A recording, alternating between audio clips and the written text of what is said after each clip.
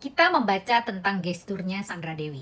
Yang pertama dia datang ke kejaksaan, masih percaya diri guys, masih didampingi oleh dua pengacaranya dan sebagainya ya, masih tersenyum-senyum dan dadah-dadah kepada para wartawan guys. Tapi yang kedua dia ngumpet-ngumpet datang, lalu wajah dan raut mukanya juga sudah mulai agak-agak gimana gitu ya guys ya. Kalian tahu dong pasti, orang awam aja bisa melihat.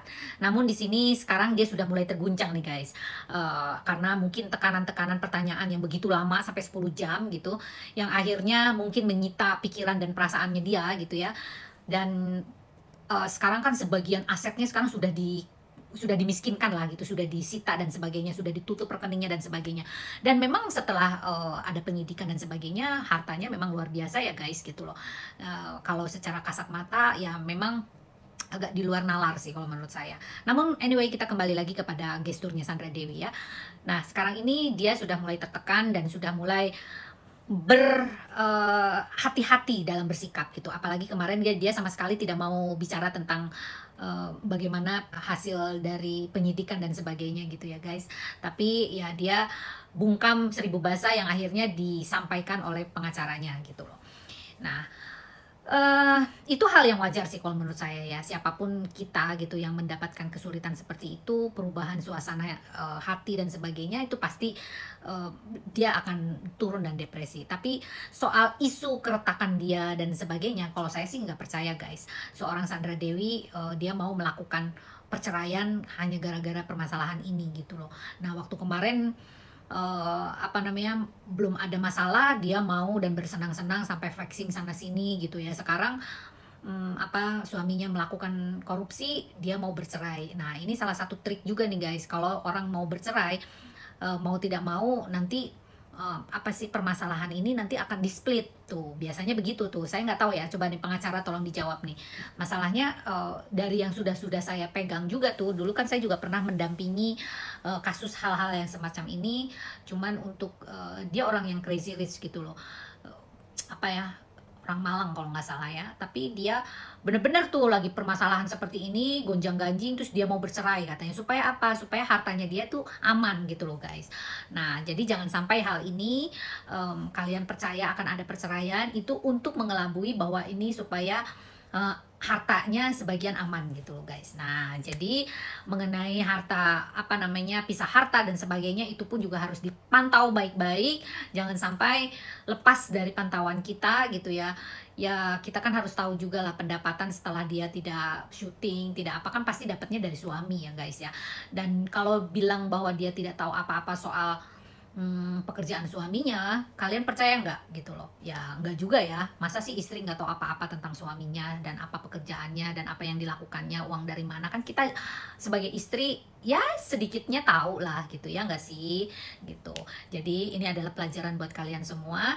Kalau kita terima uang dari suami, bukan kita tidak percaya, tapi kita mengingatkan agar suami kita tetap eling gitu ya, dan kita pun juga enggak serakah gitu loh. Salam Lita Gading. Untuk kedua kalinya, selebritas Sandra Dewi diperiksa penyidik Jaksa Agung Muda Tindak Pidana Khusus di kantor Kejaksaan Agung Jakarta. Tidak seperti pemeriksaan pertama yang begitu sumringah, Rabu malam, istri tersangka kasus dugaan korupsi Tata Niaga Timah Harvey Muiz itu keluar dengan senyum tipis tanpa sepatah kata hingga meninggalkan gedung. Meski Sandra Dewi sudah 2 kali diperiksa, Kejaksaan Agung menegaskan status Sandra masih sebagai saksi. Pemeriksaan kedua ini pun dilakukan untuk mendalami sejauh mana pemisahan harta antara tersangka Harvey Muiz dan istrinya Sandra Dewi. Yang bersangkutan masih kita periksa sebagai saksi. Ketahui saudara SD ini pun juga memiliki penghasilan artis. Di situ kita bisa akan uji. Kita sudah punya data berapa tahun belakangan, berapa penghasilan yang bersangkutan, dan dapat kita uji apakah harta-harta yang dia miliki pantas atau wajar dengan aset yang dia miliki. Itu tujuannya demikian. Selain memeriksa selebritas Sandra Dewi pada Rabu siang, penyidik Kejaksaan Agung juga kembali memeriksa Crazy Rich Pantai Indah Kapuk, Helena Lim, yang sudah menjadi tersangka kasus dugaan korupsi Tata Niaga Timah. Dikawal ketat petugas, Helena tiba di Kejagung sekitar pukul 11 siang. Dalam pemeriksaan ini, penyidik Kejagung ingin mendalami kaitan harta dan aset Helena dengan aliran uang korupsi tersebut. Sejauh ini Kejagung sudah menetapkan 21 orang sebagai tersangka dalam kasus dugaan korupsi Tata Niaga Timah di wilayah izin usaha pertambangan PT Timah tahun 2015 hingga 2022 yang merugikan negara lebih dari 271 triliun rupiah.